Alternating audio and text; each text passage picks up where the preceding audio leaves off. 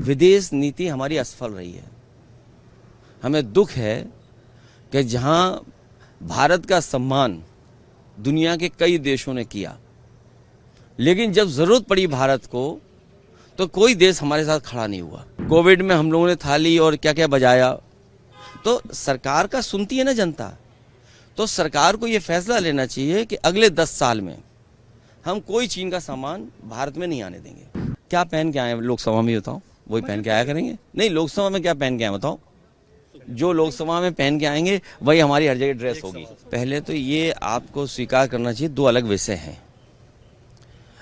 सिंदूर operation में फौज के साहस का, फौज की बहादुरी का, फौज के पराक्रम का उनको हम बधाई देते हैं कि जिन परिस्थितियों में उन्होंने मुकाबला किया, और उन्हें अगर और मौका मिलता तो हो सकता था पीओके भी वो ले लेते।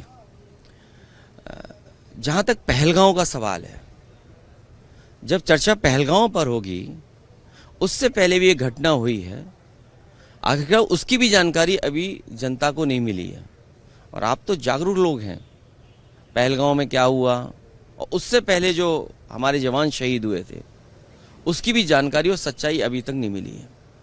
तो आखिरकार आतंकवाद और आतंकवादी घटनाएं बार बार क्यों हो रही बीजेपी की सरकार में, सवाल तो यही है।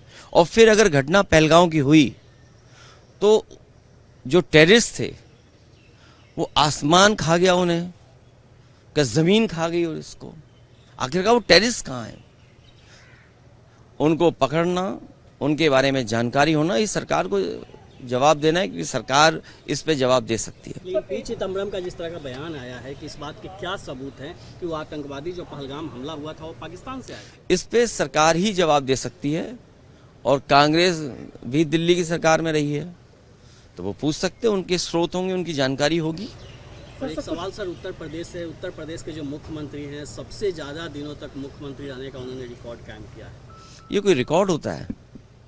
जो काम न करे, काम न करने वाले का अगर कोई रिकॉर्ड कभी माना जाएगा तो उत्तर प्रदेश के मुख्यमंत्री होंगे।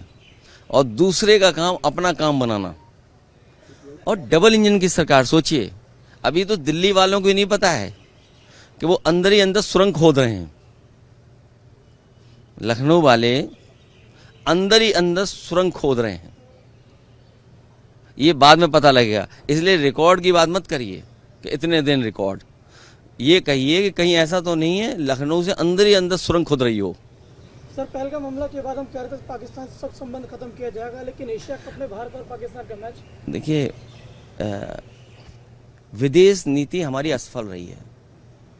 हमें दुख है कि जहां भारत का सम्मान दुनिया के कई देशों ने किया, लेकिन जब जरूरत पड़ी भारत को तो कोई देश हमारे साथ खड़ा नहीं हुआ। सम्मान अलग दृष्टिकोण है और हमारे साथ खड़ा होना अलग दृष्टिकोण है। तो चिंता का विषय तो यही है कि कोई देश हमारे साथ क्यों नहीं खड़ा है। जब हम व्यापार दे रहे हैं, चीन को कितना व्यापार दे रहा है भारत, आखिरकार व्यापार रुकेगा कि नहीं रुकेगा।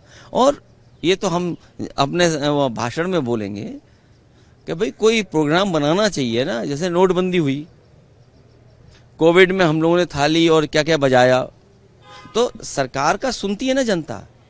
तो सरकार को ये फैसला लेना चाहिए कि अगले 10 साल में हम कोई चीन का सामान भारत में नहीं आने देंगे। इकट्ठा तो नहीं रोक सकते हैं। अब सोचिए, अमीरों का तो सब कुछ आ रहा है, लेकिन गरीब के लिए खाद की जरूरत तो कुछ नहीं आ रहा। तो 10 साल में ये कार्यक्रम भारत सरकार को बनाना चाहिए। जैसे हम सब लोगों ने समर्थन दिया था भारत सरकार का, तो ये सरकार भारत की एक कार्यक्रम बनाए कि अगले 10 साल में हम लोग स्वदेशी अपनाएंगे और चीन का कोई सामान नहीं लेंगे। ये जो चर्चा हो रही है, ये वोट के लिए भारतीय जनता पार्टी करती है। पाकिस्तान से ज़्यादा इसलिए करती है क्योंकि उसे वोट भी चाहिए, लेकिन असली खतरा चीन से है। या आप जितने लोग खड़े हो, जागरूक लोग, दिल्ली वालों, सब जानते हो खतरा चीन से है।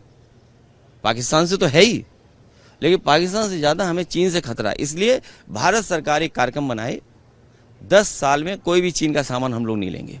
पाकिस्तान के साथ आखिरी सवाल सर, कि आरएसएस प्रमुख ने कहा है कि देश का नाम ट्रांसलेट नहीं होना चाहिए, भारत का भारत में रहना चाहिए।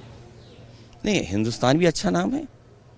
हिंदुस्तान बहुत अच्छा नाम है, हिंदुस्तान के नाम में कोई कमी नहीं है। और भारत भी होना चाहिए, इंडिया भी होना चाहिए। इंडिया के साथ कौन था? हम लोग तो भारत के साथ थे, हिंदुस्तान के साथ थे। इंडिया के साथ कौन था? ये जो कहते हैं ना नवाजवादी, सुना होगा आपने कभी कभी, हमारे लिए नवाजवादी कहते हैं। दिल्ली में भी कहा, यहाँ एक कोई सांसद है हमारे नवाजवादी कह रहे हैं। आपको उनको पता नहीं है, बीजेपी में नए आए होंगे हो सकता, या बीजेपी का इतिहास नहीं पढ़ा होगा उन्होंने। बीजेपी के जो सबसे पहले राष्ट्रीय अध्यक्ष बने, उनके प्रस्तावक 5 बार के नवाजी थे। और जब अधिवेशन हुआ उसका खर्चा भी कुछ लोगों ने उठाया था। ये विषय आप पर है, आप लोग रिसर्च करके सच जरूर जनता को बताना। हमसे जुड़े रहने के लिए हमारे YouTube चैनल को सब्सक्राइब करें और नई वीडियो की नोटिफिकेशन के लिए बेल आइकॉन को दबाएं।